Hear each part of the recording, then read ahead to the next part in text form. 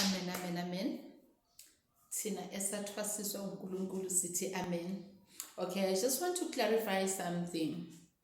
I'm going to clarify one issue here that gets spiritually misdiagnosed. Umntwana kaMoya, if you're a gifted child, you get hated by everybody. Not meaning that they hate you as much, but you get misunderstood. Where you're giving love, that's why you are insecure.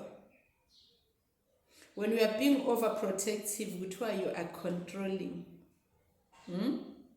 Right. And you say things as they are, you don't sugarcoat. Because why?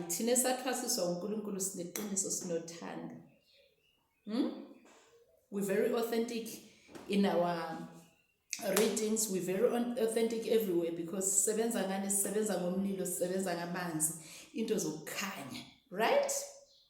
See, isithwalo thina self, we don't need isithwalo. Isn't it interesting? So umntwana onobizo singathi masihlola mayezondwa ngabantu sithi unesichitho. There is no spell cast on you. Why? Uzondwa ngabantu.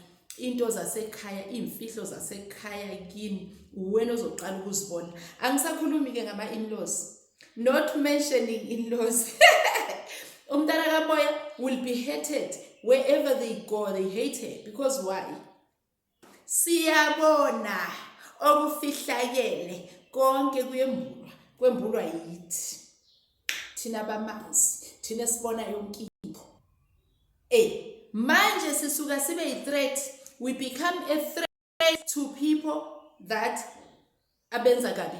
We become a threat to wishes. We become a threat to everybody because why?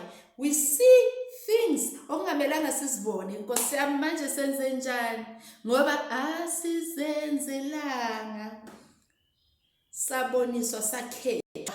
Ngicela ningasizondi tu, siyacela ukuthi nisunderstand because makukhona into oyifihlayo rathenola sizokuveza.